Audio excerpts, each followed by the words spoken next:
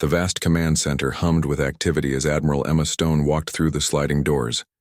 Screens lined the walls, showing Earth's orbital defenses and the scattered settlements across the solar system. For 5,000 years, humanity had kept to itself, hidden behind layers of signal jamming technology and strict protocols. The Great Silence, they called it. "Admiral, you need to see this." A young officer handed her a data pad, his face pale. Emma's eyes widened. "Confirm." "This and now." "Already did 3 times, it's real." She stared at the reading. For the first time in 5 millennia, an alien signal had broken through Earth's communication blackout. "Get me Captain Reed," she ordered. Captain Jack Reed stood at the viewport of the orbital training station, watching Earth spin below. At 42, he had spent his entire life within the confines of the solar system, like every human since the retreat. History books spoke of a time when humans traveled between stars, but those days were gone, erased by some ancient horror that drove humanity back to its cradle. His comm unit buzzed. "Captain Reed, report to Earth Defense Command immediately. Priority Alpha." 20 minutes later, he strode into Admiral Stone's office. "Jack," Emma said, using his first name despite their formal setting. They had trained together decades ago. "Something impossible just happened." She played the message. Strange sounds filled the room, then shifted to words in an old human language. "The Accord remembers. The debt must be paid." Jack frowned. "The Accord? What's that?" "That's what we need to find out." Emma pulled up a star map. "The signal came from here, at the edge of what was once human space." "How do you know it was once our space?" "Because," she said quietly, "I'm one of 12 people who know the full history, the real history." The Earth Council chamber was rarely used. 24 leaders from Earth's unified nation sat around a circular table, faces grim. "We cannot break the silence," Counselor Davis argued. "Our ancestors had good reasons to withdraw from galactic affairs." Admiral Stone stood firm. "The message was sent on frequencies only humans ever used. It references something called the Accord that isn't in our public records. Someone out there knows us and they're calling for help." Council Leader James Wright rubbed his forehead. "Admiral, tell them what you told me." Emma took a deep breath. "The message contains coordinates to a star system called Horizon. 5,000 years ago, it was a human colony." Murmurs broke out around the table. "How do you know this?" someone asked. "Because certain military leaders have always carried the true history, passed down through generations. We maintain the silence, but we remember why it began." She activated a holographic display. "I believe whoever sent this message is connected to our past. We need to investigate." After hours of debate, the Council agreed to a limited mission. 1 ship, minimal crew, strict observation protocols. 3 days later, Captain Reed walked through the gleaming hull of the Harbinger, Earth's most advanced ship. Though humans had not ventured beyond the solar system in millennia, they had never stopped advancing their technology. The Harbinger represented the pinnacle of human engineering, fast, well-armed, and equipped with stealth systems that made it nearly invisible to sensors. Dr. Thomas Gray joined him, carrying a small case. As Earth's leading expert in theoretical, alien communication, he had been the obvious choice for the mission. "Ever met an alien, Captain?" Gray asked, a hint of excitement in his voice. "No one has, not in 5,000 years, Reed replied. "And if things go according to plan, we won't either. We observe, we listen, we come home." "Where's your sense of adventure?" Reed stopped walking. "This isn't an adventure, Doctor. Something scared humanity so badly that we cut ourselves off from the entire galaxy. We should remember that." In her private office, Admiral Stone unlocked a safe hidden behind her desk. Inside was a small device, ancient by modern standards. She activated it and a holographic figure appeared, a woman in uniform from 5 millennia ago. "If you're viewing this," the recording said, "then the contingency has been activated. The Accord has called humanity back to war. You must understand what happened before you decide to answer. Emma watched the full recording, her face growing paler with each passing minute. When it finished, she sat in silence for a long time, before sending a private message to Captain Reed's ship. The Harbinger's engines hummed as the crew prepared for departure. Besides Reed and Gray, there were 10 others: navigation experts, security personnel, and Lieutenant Kate Wilson, a military specialist with a sealed set of orders from Admiral Stone. "Pre-jump checklist complete," announced the navigation officer. "Course to coordinates locked in." Reed settled into the command chair. "Remember, we're observers only. No contact without direct authorization from Earth Command." "And if someone contacts us first?" Gray asked. Reed had no answer for that. The Harbinger rose from Earth's orbital dock, accelerating quickly past the Moon and the Mars outposts. As they approached Jupiter, Reed gave the order to activate the fold space drive technology, developed during the silence that allowed travel faster than light. "Drive spinning up," the engineer reported. "Field stability at 100%. Reed looked at the main screen showing the gas giant Jupiter against the blackness of space. For thousands of years, this had been the farthest humans ventured. Today, they would break that limit. "Fold space in 3, 2, 1. The stars stretched and twisted around them as the Harbinger punched through the fabric of space. In the privacy of his quarters, Reed opened the message from Admiral Stone. "Jack, her recorded image said, 'What I'm about to tell you isn't in the mission briefing. The signal we received, it's a warning. Something is coming. Something our ancestors fought once before. If what you find confirms this, you have new orders. Prepare humanity for war.'" The ship hurtled through fold space toward coordinates not visited by humans in 5,000 years, carrying with it the possible end of humanity's long silence. As Reed stared at Admiral Stone's grim face on the screen, a chill ran down his spine. The great silence had never been about peace. It had been about hiding, and now something had found them. The Harbinger emerged from fold space with a flash of light. Captain Reed blinked as the main screen adjusted to show their new surroundings. A red dwarf star glowed dimly in the distance, its weak light barely reaching a cluster of planets orbiting it. "Location confirmed," said the navigation officer. "We've arrived at the coordinates." Dr. Gray rushed to the sensor station. "Amazing! Our first journey beyond Sol in 5,000 years. "Focus, Doctor," Reed reminded him. "What are we looking at?" Gray studied the readings. "Third planet seems most likely. It's in the habitable zone, though barely." Lieutenant Wilson moved to stand beside Reed. Her eyes were fixed on the planet, her expression unreadable. Reed had tried several times to learn more about her secret orders, but she had politely refused to share them. "Take us closer," Reed ordered. "Maintain stealth systems at maximum." As they approached the planet, the ship's AI system activated. A holographic woman appeared on the bridge.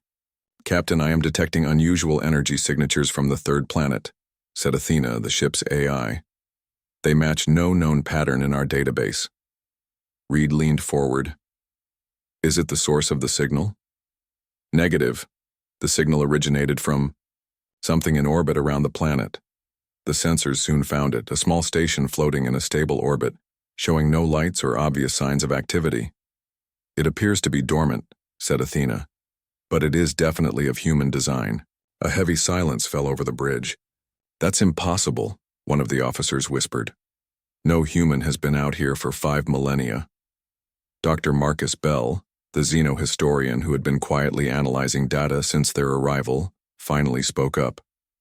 "Not impossible, just forgotten." All eyes turned to him. "Before the Great Silence, humans had colonies across dozens of star systems," Bell explained.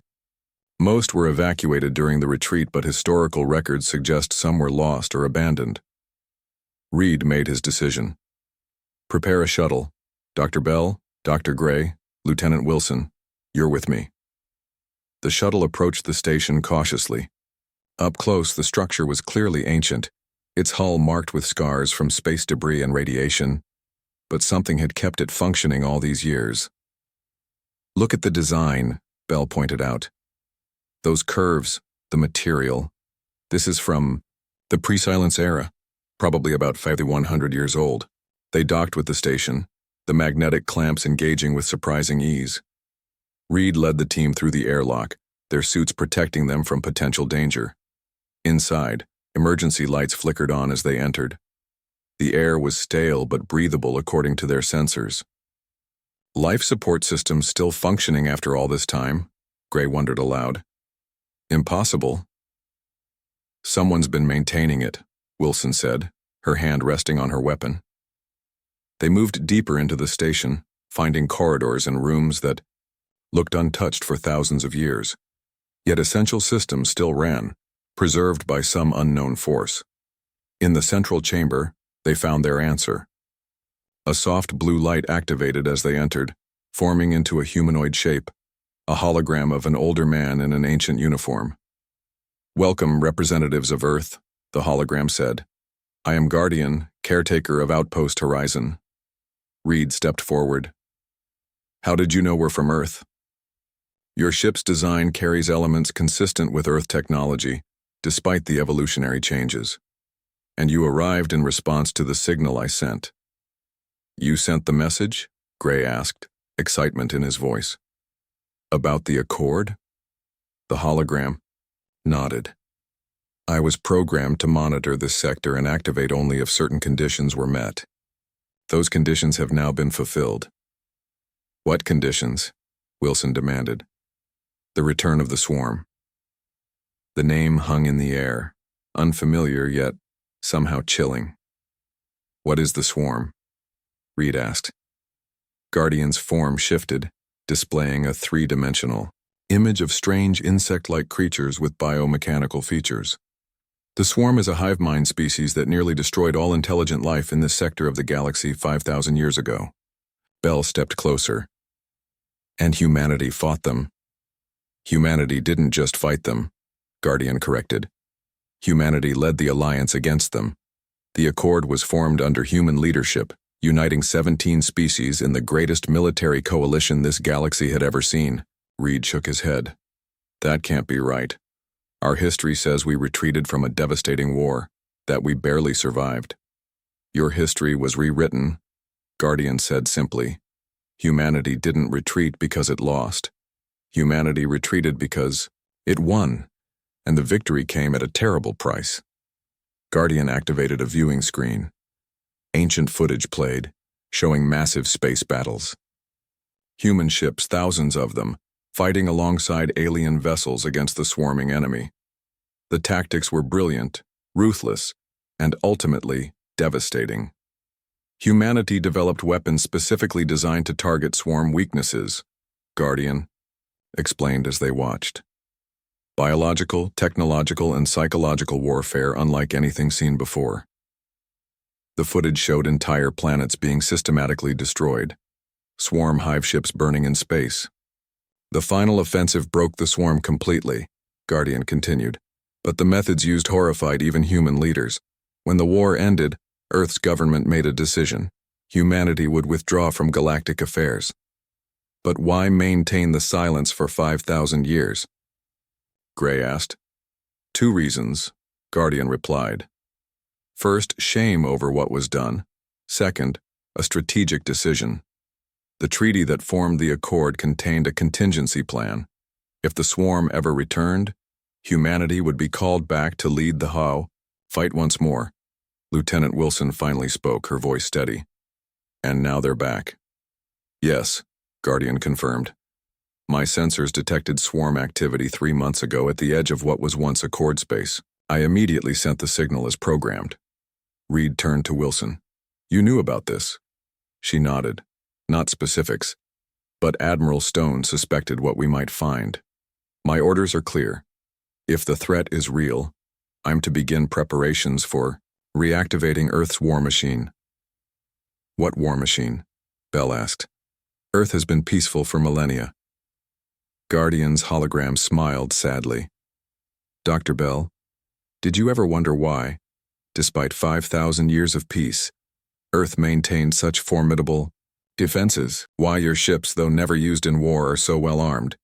The Great Silence wasn't just withdrawal, it was preparation. The hologram shifted again, showing a map of hidden facilities throughout the solar system and beyond. Weapon caches, shipyards, and military bases, all dormant but maintained in secret over the centuries. Humanity never forgot the threat, Guardian continued. Your leaders passed down the knowledge from generation to generation, maintaining readiness while hoping the day would never come. Reed felt cold realization washing over him. And now, that day is here. Guardian nodded gravely. The swarm has evolved, grown stronger. The remaining Accord species have been holding them back, but they need humanity's tactical genius once more. Wilson stepped forward. Where do we find the Accord now? I have coordinates, Guardian replied. They've maintained a hidden assembly, world, waiting for humanity's return. Representatives have gathered there preparing for war. Reed looked at his team, then back at Guardian. Show us everything you have on the swarm and the Accord. We need to know what we're dealing with before we make any decisions. As Guardian began displaying files and records from the ancient war, Reed sent a message back to the Harbinger. Prepare for long-range communication to Earth. Admiral Stone needs to know what we've found. The ghosts of humanity's past had returned, bringing with them a choice.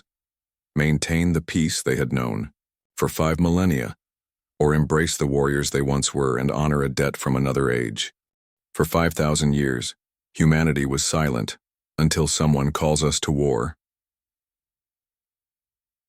Part 3, The Accord's Call. The Harbinger dropped out of fold space at the coordinates Guardian had provided. Captain Reed stood at the viewport, his face tight with concentration.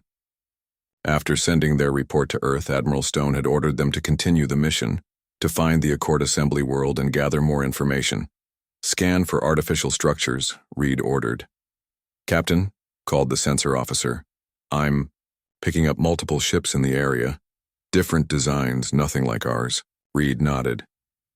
Keep our stealth systems active, let's see what we're dealing with. Dr. Bell rushed to the main screen. Those ships, they match some of the designs from Guardian's records. Those are Accord vessels. On the main screen, they could see ships of various sizes and shapes moving around a small rocky planet. The ships were clearly military vessels, armed and armored, positioned defensively. We're being scanned, reported Athena, the ship's AI. Very advanced technology. Our stealth systems cannot hide us completely. Captain, the communications officer called out. We're receiving a transmission. It's in standard Earth language. Reed took a deep breath. Put it through. A voice came over the speakers, calm, measured, but clearly not human. Earth vessel, you are recognized. The Accord welcomes humanity's return. Please follow the transmitted approach vector to landing coordinates. The crew looked at Reed, waiting for his decision. How did they know we're from Earth? One officer whispered. Let's find out, Reed replied. Follow their approach vector. Keep weapon systems on standby, just in case. The Harbinger descended toward the planet's surface, escorted by 2 sleek alien ships.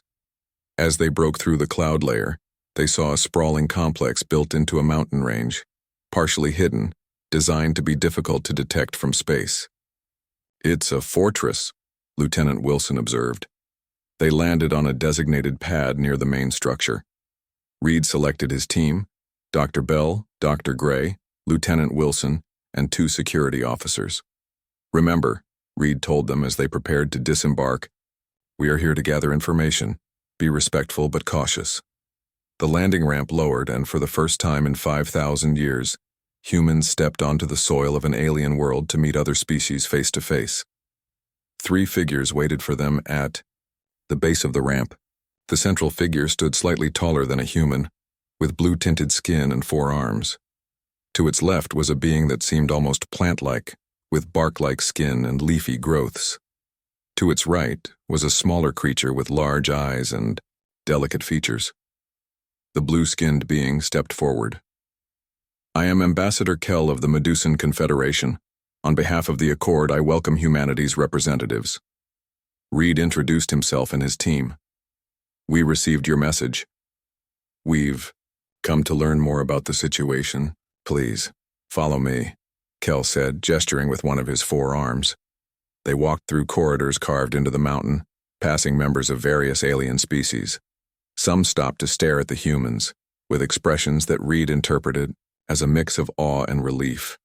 They look at us like we're some kind of saviors, Dr. Gray whispered. To them, perhaps we are, Bell replied quietly. Ambassador Kell led them into a large chamber where representatives from at least a dozen different species sat in a circular arrangement. As the humans entered, the aliens rose to their feet in what seemed like a sign of respect. The humans have answered our call, Kell announced to the assembly. An older alien with crystalline features spoke up. After 5,000 cycles, the warriors return. The prophecy holds true. Reed stepped forward. We're not warriors. Earth has been peaceful for millennia. A ripple of what sounded like laughter moved through the assembly. Captain Reed said, Kelson, humanity may have forgotten its nature, but the rest of the galaxy has not. The stories of your species' military prowess have been passed down through generations. Some became myth, but the core truth remained. What truth? Reed asked. That without humanity, the Accord cannot defeat the swarm, replied Kell. Not again. Kell activated a holographic display in the center of the room. It showed star systems, at the edge of what he called known space. Dozens of worlds, some marked in red. The red markers indicate worlds already consumed by the swarm, Kell explained. They returned 3 years ago, emerging from the void beyond the galactic arm. They have evolved, adapted. Our defenses slow them but cannot stop them. Why didn't you contact Earth sooner? Lieutenant Wilson asked. A smaller alien, with features that reminded Reed of an insect, answered. The treaty your ancestors signed was clear. Humanity would remain isolated unless the swarm returned at full strength. We have honored that treaty, protecting the borders of human space for 5,000 years. Reed looked surprised. You've been protecting us? Of course, said Kell. It was our part of the bargain. Humanity defeated the swarm and chose isolation. We promised to ensure that isolation remained unbroken. Reed turned to Bell. Did you know about this protection?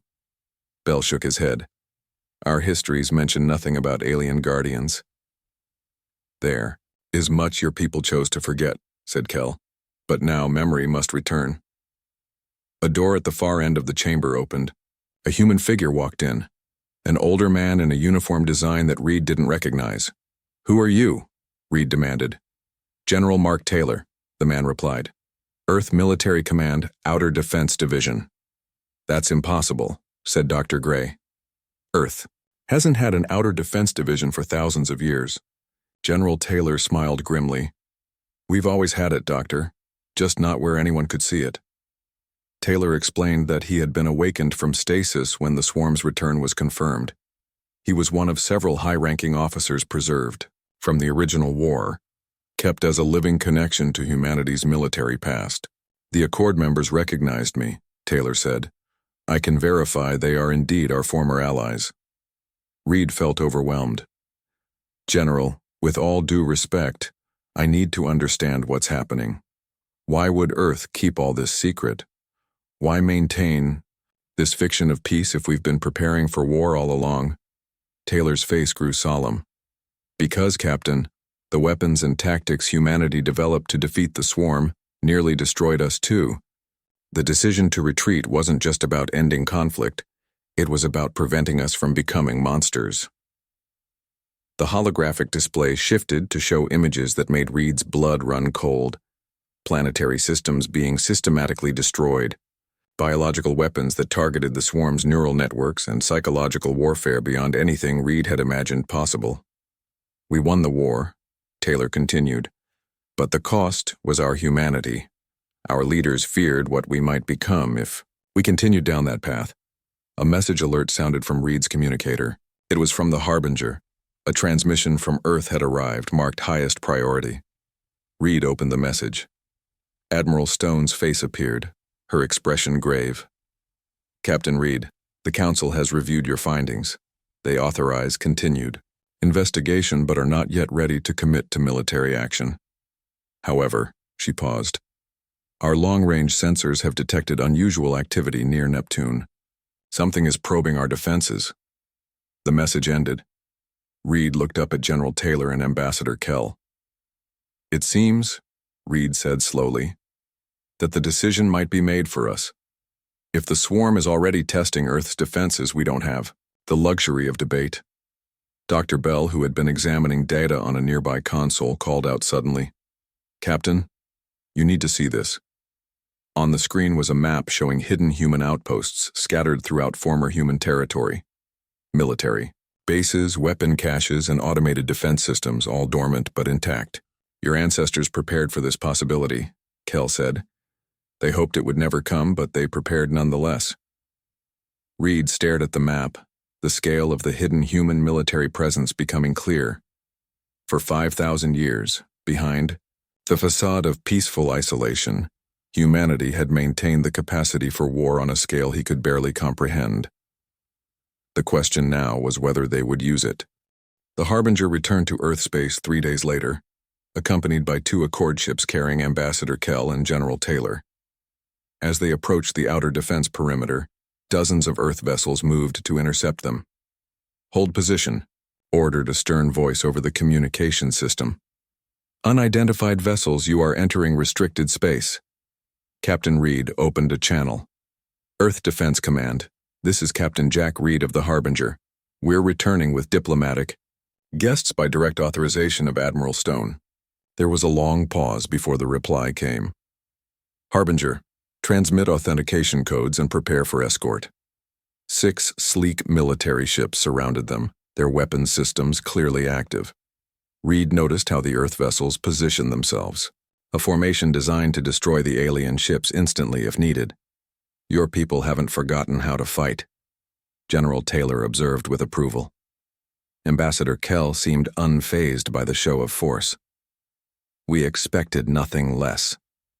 Admiral Emma Stone waited in the lunar docking bay as the ships arrived. Behind her stood several members of the Earth Council, including Council Leader Diana Wright. Their faces were grim as they watched the alien visitors disembark. "Admiral Stone," Reed saluted as he approached. "Captain," she replied, then turned to the aliens. "Ambassador Kell, welcome to Luna Base. I apologize for the restrictive security measures." "No apologies needed, Admiral," Kell responded. "Caution is wise." Council Leader Wright stepped forward. "I am Diana Wright, representing Earth's unified government. Your presence here breaks 5,000 years of isolation. A necessary breach," said Kell, "given the circumstances." General Taylor was the last to exit the ship. When Admiral Stone saw him, her eyes widened in recognition. "General Taylor," she said, "I never thought I'd see you awakened in my lifetime." "Neither did I, Admiral," he replied. "The protocols were clear. Only a confirmed swarm resurgence would justify activation." Wright looked from Stone to Taylor. "You knew about him?" "Each head admiral is briefed on the contingency plans," Stone explained, "including the existence of the sleepers." "How many secrets has the military kept from the Council?" Wright demanded. Stone met her gaze steadily. "Only those necessary to fulfill our ancient mandate, protect Earth while maintaining the appearance of total peace." Deep beneath the lunar surface in a secured conference room, Reed watched as Admiral Stone presented the evidence they had gathered. The Earth Council members listened in stunned silence as she explained about the Accord, the returning swarm, and humanity's true history. "This changes everything we thought we knew," one counselor said. "No," Wright corrected. "This reveals what was deliberately hidden." She stood and activated a display of her own. "When I became council leader, I was given access to certain restricted historical archives. I know the real reason for our isolation." The display showed images similar to what Reed had seen in the Accord assembly, the devastating weapons humans had used against the swarm. "Our ancestors didn't retreat out of fear," Wright continued. "They retreated out of shame. The methods we used to defeat the swarm were so horrible that our leaders feared what we might become if we continued to develop along that path." Ambassador Kell nodded solemnly. Your weapons targeted the swarm's shared consciousness. You found ways to turn their hive mind against itself. Effective, but the suffering it caused was immeasurable, Wright finished. And that's why I'm hesitant to bring humanity back into galactic affairs. If we awaken our war machine, can we control it? Or will we become the monsters we once feared? General Taylor stepped forward. Council leader, the swarm gives us no choice. They consume every world they touch, every being absorbed into their collective. There is no negotiating, no peaceful coexistence. Dr. Bell, who had been analyzing data since their return, cleared his throat. There's something else you should know. I've been studying the historical records we retrieved. The weapons humanity developed weren't just technological or biological. We created specific tactics designed to exploit swarm weaknesses. He displayed examples of battle plans from the old war, brilliant, ruthless strategies that had broken the swarm's forces. These weren't just weapons, Bell explained. It was our thinking that made us dangerous. Our ability to innovate, to adapt, to find an enemy's weakness, and exploit it without hesitation. The room fell silent as the implications sank in. The Accord species have advanced their technology, Reed added. But according to Ambassador Kell, they lack the tactical innovation that made humans such effective warriors. Stone looked at Wright. The decision before us is clear. Do we honor our commitment to the Accord and fight? Or do we maintain our isolation and hope the swarm doesn't find us? Before Wright could answer, an alarm blared through the facility. A communications officer burst into the room. Admiral Stone, the Neptune outpost is under attack. The command center of Luna Base hummed with frantic activity as reports came in. The holographic display showed Neptune's largest moon base under assault from strange, organic-looking ships. How did they get past our early warning systems? Stone demanded. Unknown, Admiral, an officer replied. They seemed to appear out of nowhere. Reed watched as the Neptune defense forces engaged the attackers. The Earth ships fought well, but the swarm vessels moved with a coordinated precision that was unnerving. They've been studying us, General Taylor said quietly. They remembered their old enemy. The outpost reports 70% of defensive capabilities offline, reported an officer. They're requesting immediate reinforcement. Stone looked at Wright, waiting for authorization. Wright's face was pale but resolute. Deploy the 6th Fleet. The 6th Fleet? Reed asked. I wasn't aware we had numbered fleets. There's much you weren't aware of, Captain, Stone replied. She turned to a communications officer. Send the activation codes. Authorization, Stone, Emma, Admiral, clearance Alpha 1. Throughout Earth's solar system, hidden installations began to power up. On Mars, massive hangar doors opened in what had appeared to be natural canyons. In the asteroid belt, what looked like mining operations transformed into military shipyards.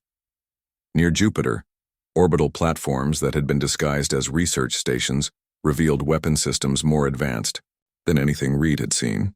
All this time, Reed whispered, all this time we were preparing.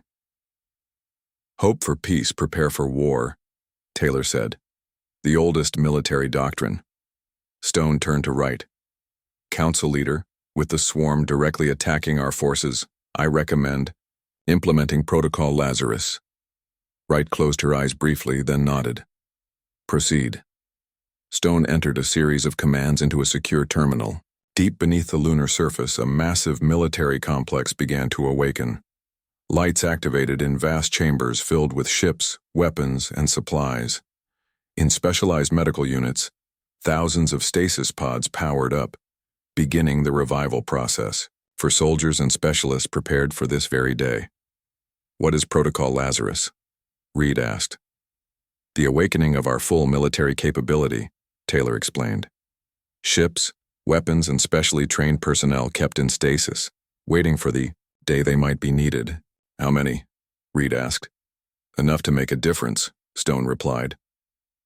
From his position near a viewing port, Reed watched as Earth's orbital defense grid came online.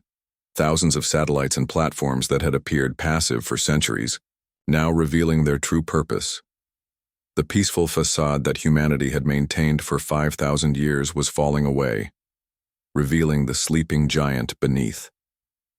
As Reed observed the transformation, he wondered if humanity could wield such power without losing itself in the process. Would they save the galaxy, or become what they once feared? The answer would come soon enough. 3 weeks after the attack on Neptune, Admiral Emma Stone stood on the bridge of the Dreadnought, Earth's largest warship. Hidden in the rings of Saturn for millennia, the massive vessel had been maintained in perfect condition, waiting for the day it would be needed. Stone, now bearing the title of Fleet Commander, watched as hundreds of Earth ships gathered around her. Some were newly built, others awakened from hidden caches throughout the solar system. Together with the Accord fleet, they formed the largest military force the galaxy had seen in 5,000 years. Captain Reed entered the bridge, now wearing the insignia of a tactical commander. "Fleet is assembled and ready, Commander," he reported. Stone nodded. "And the special weapons?" "Dr. West has integrated the ancient anti-swarm technology with our modern systems. The tests show they're even more effective than the original designs." Dr. Olivia West had been one of the specialists, awakened from stasis, an expert in the biological and technological weapons specifically designed to target swarm weaknesses. She had spent the past weeks working with modern engineers to update and improve the old designs. "Any change in the swarm's movements?" Stone asked. "They've pulled back from Neptune and appear to be regrouping at the edge of our system," Reed replied. "Ambassador Kell believes they're surprised by our response. They didn't expect us to be so prepared." Stone allowed herself a small smile. 5,000 years of preparation has its advantages. Council leader Diana Wright, who had taken the title of High General to signify Earth's shift to war footing, joined them on the bridge. Since the attack, Wright had shown a different side of herself, revealing military training and knowledge that surprised even Stone. "The combined fleet is ready," Wright announced. "The Accord captains have accepted human tactical command. They remember how we fight," Stone observed Wright carefully. "You were part of this all along, weren't you? The peaceful politician was just a cover." Wright nodded. "Each council leader is selected not just for their political skills, but for their ability to lead in war if necessary. We hoped the day would never come." Ambassador Kell entered the bridge, accompanied by representatives from several other Accord species. They had adapted quickly to working with humans again, as if the 5,000-year gap had never existed. "The swarm forces have been detected moving toward the Proxima system," Kell reported. "They appear to be establishing a new hive cluster there." "Then that's where we strike," Stone decided. "Not here in our territory, but at their new foundation." The combined fleet emerged from fold space at the edge of the Proxima system. Immediately, sensors detected swarm activity, dozens of their biomechanical ships orbiting the system's second planet. "They've begun transforming the planet," reported a sensor officer. "The surface is being converted into a hive structure." Reed studied the tactical display. They positioned their ships in a defensive formation around the main hive ship. Classic swarm strategy. Protect the queen node at all costs. Stone turned to Dr. West. "Are the targeted weapons ready?" "Yes, Commander," West replied. "But I've made modifications to the original design." She displayed her changes on a nearby screen. The old weapons were designed for total destruction of the swarm's neural network. Effective but essentially genocide. I've recalibrated them to target only the command structures while leaving the drone units intact but disconnected. "Why? Would we want to leave any of them intact?" Wright asked sharply. Dr. Bell, who had been studying swarm communication patterns, stepped forward. "Because we've discovered something important. The swarm has evolved over the past 5,000 years. They're not just a mindless hive anymore." He displayed his findings, subtle variations in swarm communication that suggested individual thought patterns emerging within the collective. "They're developing individual consciousness," Bell explained. "The drones are becoming something more than tools of the central mind."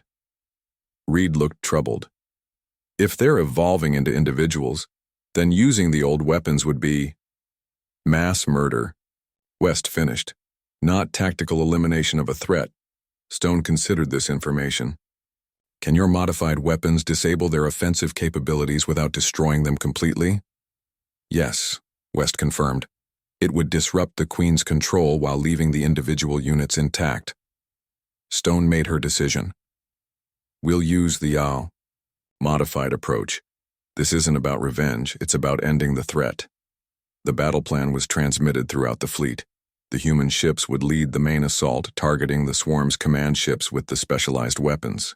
The Accord vessels would focus on containing any swarm ships that attempted to escape. As the fleet moved into position, Reed found himself thinking about the burden of humanity's history. For 5,000 years, they had hidden their true nature, not just from the galaxy but from themselves. The peaceful civilization they had built was real, but so was this warrior spirit that now reawakened. "The swarm has detected us," announced a tactical officer. "They're moving to engage." "All ships," Stone ordered, "execute battle plan Horizon." The human fleet split into 3 coordinated groups, executing maneuvers that confused the swarm's predictive systems.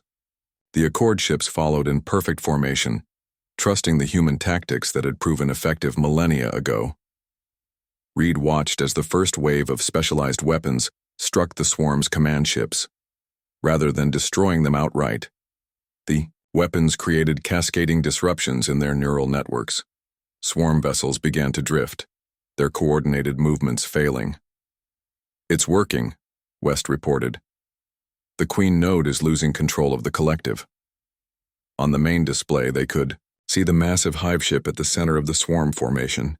It was trying to re-establish control over its forces, but the disruption was spreading too quickly. "Now," Stone ordered, "targeted strike on the Queen node's command center." A small team of specialized ships broke through the swarm's defenses, delivering a precisely calculated strike. The hive ship's lights flickered and then went dark. Across the battlefield, swarm vessels stopped fighting. Some drifted aimlessly, while others seemed to move with new, uncertain patterns, like creatures suddenly awakened to individual existence. "We did it," Wright said quietly. "Without destroying them all." "A different solution than last time," Reed noted. "A better one," Stone replied. "We remember our history, but we don't have to repeat it." 1 month later, Captain Reed stood in the rebuilt Earth Council chamber. Representatives from all 17 Accord species filled the room, gathered to formalize a new alliance with humanity. Ambassador Kell stood beside Reed as they watched Admiral Stone and High General Wright sign the new treaty. "Your people surprised us," Kell admitted. "We expected the same warriors who fought 5,000 years ago. Instead, we found something better." "What's that?" Reed asked. "Warriors who remember the cost of war," Kell replied. "Who look for better solutions." As the signing concluded, Wright addressed the gathering. 5,000 years ago, humanity retreated from the stars, ashamed of what we had become in war. Today we return, not just as warriors, but as builders and peacekeepers. She gestured to the swarm representative standing awkwardly at the edge of the chamber, former drones now developing individual identities after being freed from the Queen's control. "Our debt to the Accord has been repaid," Wright continued. "But our journey is just beginning. Humanity will no longer hide in silence. We will use our strength to protect, our wisdom to guide, and our compassion to heal." Reed looked out at the assembled representatives of a dozen worlds. For 5,000 years, humanity had been silent, turning inward to build a peaceful society, while never forgetting how to fight. Now they would bring both those aspects of themselves to the stars, the warriors and the builders, together. The silence was over, and the galaxy would never be the same.